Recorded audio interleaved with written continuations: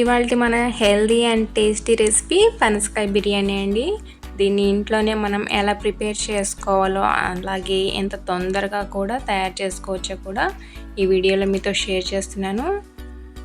Welcome back to our channel చిన్ని healthy recipes. ఫస్ట్గా మనం ఇలా పనసకాయని అంటే మార్కెట్లో మనకి అవైలబుల్గా ఉంటుందండి. మనం బిర్యానీ కోసం అని అడిగితే వాళ్ళు ఇట్లాంటి చిన్న సైజు పనసకాయని ఇస్తారు. సో దీన్ని ఇట్లా కట్ చేసుకోవటం కూడా చాలా ఈజీయేనండి.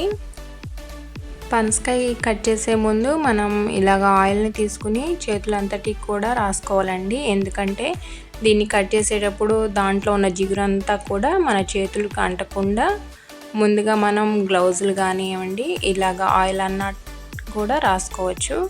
అలాగే మనం కట్ చేసుకునే నైఫ్కి కూడా ఇలాగ ఆయిల్ని అప్లై చేయాలన్నమాట. సో ఫస్ట్ మనం ఇలాగా రాసుకున్న తర్వాత ముందుగా న్యూస్ పేపర్ కానివ్వండి ఏదైనా వేస్ట్ పేపర్ అనేది మనం కింద వేసుకుని దానిపైన పనసకాయని ఇలాగా కట్ చేసుకుంటూ ఉండాలండి. ఇలాగా ముందు తొడాన్ని అంతటినీ కూడా రౌండ్గా ఇట్లా కదుపుకుంటూ ఆ పైన తొడాన్ని తీసేసుకోవాలండి. ఇప్పుడు జిగురు అనేది బాగా వస్తుంది కదా, దానికి కూడా కొంచెం ఆయిల్ అనేది అప్లై చేస్తే ఆ జిగురు అంతా కూడా కొంచెం పోతుందండి. సో ఇప్పుడు మన చేతులు కంటుకోకుండా ఈజీగా మనం కట్ చేసుకోవచ్చు. సైడ్లో ఉన్న వాటిని ఫస్ట్ మనం ఆ పైన గ్రీన్ ఉన్న దాన్ని అంతటినీ కూడా ఆ లేయర్ అంతటినీ కూడా మధ్య మధ్యలో ఆయిల్ రాస్తూ ఇట్లా కట్ చేసుకోవాలండి వీడియోలో చూపించిన విధంగా. అప్పుడు మనకి ఈజీగా పనసపొట్టు అనేది రెడీ అయిపోతుంది. సమ్మర్లో ఈ పనసకాయ అనేది చాలా ఎక్కువగా దొరుకుతుందండి. సో సీజనల్గా దొరికే వాటితోటి మనం ఎప్పుడన్నా ఇట్లాంటి కొత్తగా రెసిపీస్ని ట్రై చేయటం వల్ల పిల్లలు కూడా చాలా ఇష్టంగా తింటారు. కాబట్టి ఇవాళ మీతో ఈ వీడియో షేర్ చేస్తున్నానండి. ఇప్పుడు పైన లేయర్ అంతటిని కూడా మనం కట్ చేసుకున్నాం కదండి. సో తర్వాత ఇలా ఆయిల్ అంతటిని కూడా బాగా అప్లై చేసుకోవాలి. ఇలా ఆయిల్ అప్లై చేయటం వల్ల పైన ఉన్న జిగురంతా కూడా పోయింది, చూస్తున్నారు కదండి. సో ఇప్పుడు మనం దీన్ని సగానికి కట్ చేసుకోవాలండి. ఫస్ట్ ఈ పనసకాయలో చాలా ఎక్కువగా ఫైబర్ అండ్ విటమిన్స్ ఉంటాయండి. ఇప్పుడు దీని అంతటినీ కూడా చిన్న చిన్న పీసులుగా మనకి ఏ సైజు కావాలంటే ఆ సైజులని కట్ చేసుకోవచ్చండి. దీంట్లోని గింజల్ని కూడా మనం కర్రీలాగా యూస్ చేసుకోవచ్చు. ఇప్పుడు దీనిపైన కూడా మనం ఆయిల్ అంతటిని కూడా అప్లై చేయాలండి. సో అప్పుడు మనకి జిగురు అనేది రాకుండా ఈజీగా కట్ చేసుకోవచ్చు ఈ పనసకాయ అనేది. ఈ పైన పార్ట్ అంతటిని కూడా మనం తీసేయాలండి. ఈ వైట్ పార్ట్ అంతటిని కూడా తీసేసిన తర్వాత దీన్ని మనం పెద్ద సైజు కావాలంటే కొంచెం పెద్ద ముక్కలుగా కట్ చేసుకోవచ్చు.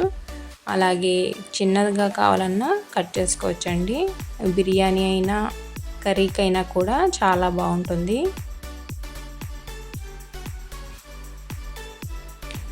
ఈ పనసకాయ వల్ల స్కిన్ ప్రాబ్లమ్స్ ఉన్నా కూడా చాలా వరకు పోతాయండి.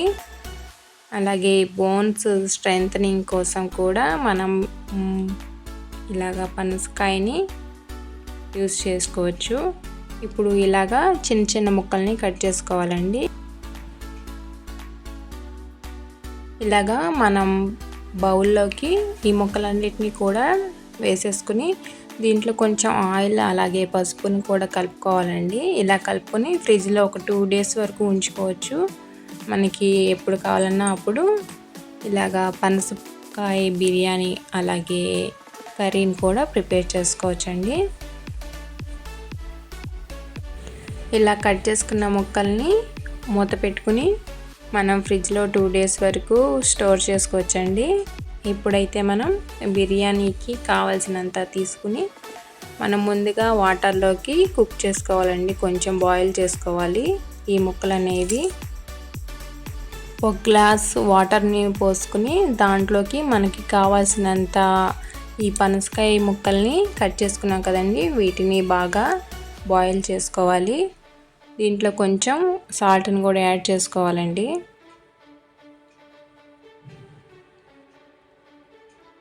ఇది ఒక 50% వరకు కుక్ అయితే సరిపోతుందండి. లో ఫ్లేమ్లో ఒక 5 మినిట్స్ అలాగా కుక్ అయితే సరిపోతుంది. ఇప్పుడు కుక్ అయినాయండి. ఇలా కుక్ అవ్వగానే మనం గ్యాస్ అనేది ఆఫ్ చేసుకుని ఈ వాటర్ అంతటిని కూడా డ్రైన్ చేసుకోవాలండి. ఇలా కుక్ అయిన వాటర్లో విటమిన్స్ అన్నీ ఎక్కువగా ఉంటాయి కాబట్టి వీటిని వేస్ట్ చేయకుండా మనం వేరే కర్రీలోకి యూస్ చేసుకోవచ్చండి ఈ వాటర్ అనేది. ఇలాగా బాగా ఉడికిన తర్వాత డ్రైన్ చేసుకుంటున్నాం కదండి. ఒక 5 మినిట్స్ దాన్ని బాగా చల్లారి పెట్టుకోవాలి. ఈ వాటర్ని మనం ఇప్పుడు బిర్యానీలో కూడా యూస్ చేసుకోవచ్చండి. ఫస్ట్గా మనం ఇప్పుడు ఒక గిన్నె పెట్టుకుని దాంట్లో ఆయిల్ వేసుకోవాలండి. ఆ తర్వాత ఇలాగా మసాలా దినుసులన్నిటినీ కూడా యాడ్ చేసుకోవాలి.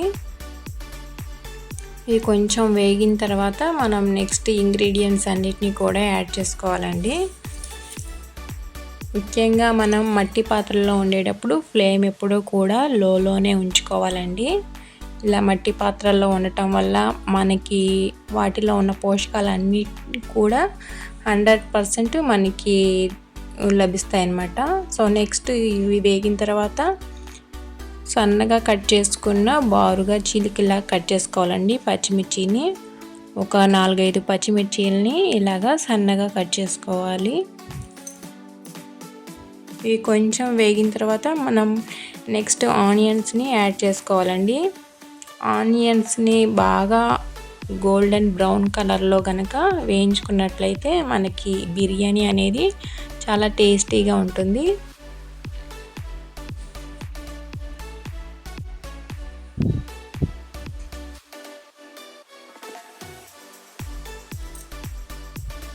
మనకి ఇలాగా మట్టి కుండల్లో ఫ్రై ఐటమ్స్ అనేవి చాలా రేర్గా చేసుకోవాలండి. ఇప్పుడు మనం ఆనియన్స్ని యాడ్ చేసుకోవాలి. ఒకవేళ మీకు బాగా ఫ్రై అయ్యేటట్టుగా ఉండాలంటే ముందుగా వేరే బాండీలో డీప్ ఫ్రై చేసుకోవాలండి ఆనియన్స్ని గోల్డెన్ బ్రౌన్ కలర్ వచ్చే వరకు.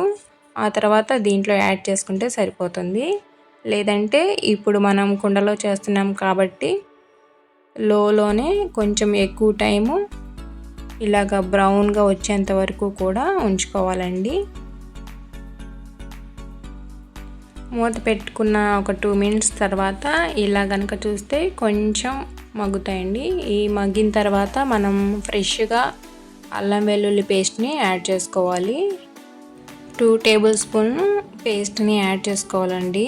ఇలాగా ఫ్రెష్గా ఉన్నదైతే ఫ్లేవర్ అనేది చాలా బాగుంటుంది. మనం ఫ్రిడ్జ్లో స్టోర్ చేసుకున్నదైతే అంత టేస్టీగా ఉండదండి బిర్యానీ. సో ఎప్పుడు బిర్యానీ చేసుకున్నా కూడా ఫ్రెష్గా అల్లం వెల్లుల్లి పేస్ట్ని యాడ్ చేసుకోండి. నెక్స్ట్ పసుపుని కూడా ఒక 1/2 స్పూన్ యాడ్ చేసుకోవాలండి కలర్ కోసం. నెక్స్ట్ మనం ఇందులోకి సరిపడా సాల్ట్ని కూడా యాడ్ చేసుకోవాలండి. ఉప్పు ఎక్కువ తినేవాళ్ళు ఇంకొక 1/2 స్పూన్ యాడ్ చేసుకోవచ్చు.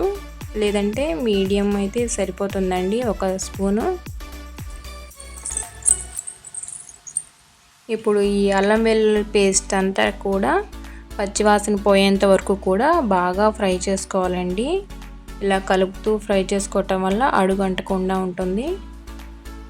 సో నెక్స్ట్ మనం ఇందులోకి సన్నగా కట్ చేసుకున్న పుదీనాకు అలాగే కొత్తిమీరని కూడా యాడ్ చేసుకోవాలండి.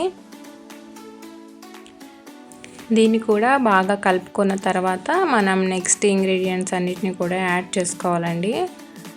ఈ పుదీనా కొత్తిమీర కూడా ఫ్రెష్గా ఉండాలండి. వడిలిపోయినవి అలాగే ఫ్రిడ్జ్లో ఇవి వేయటం వల్ల ఫ్లేవర్ అంతగా బాగోదు. సో నెక్స్ట్ మనం ఒక 2 టమాటాలని సన్నగా కట్ చేసుకోవాలండి. కట్ చేసుకుని వెంటనే కదపకుండా దాన్ని బాగా మగ్గించుకోవాలి.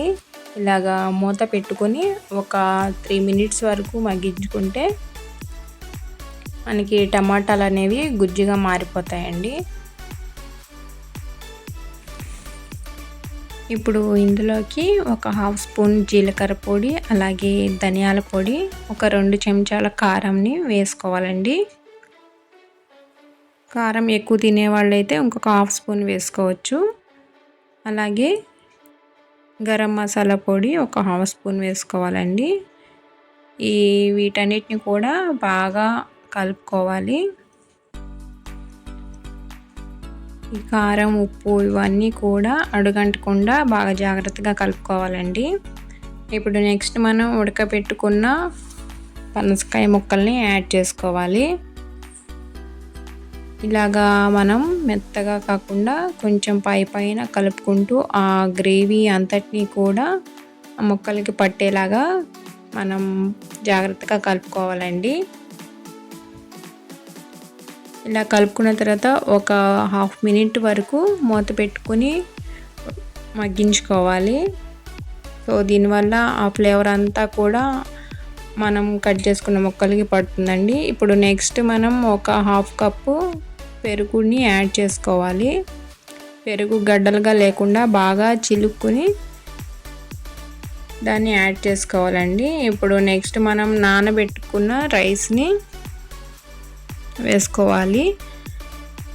దీన్ని కూడా బాగా కలుపుకోవాలండి. మనం హాఫ్ అన్ అవర్ ముందు నానబెట్టుకుంటే కనుక రైస్ అనేది చాలా పొడి పొడిలాడుతూ ఈజీగా తొందరగా ఉడికిపోతుందండి.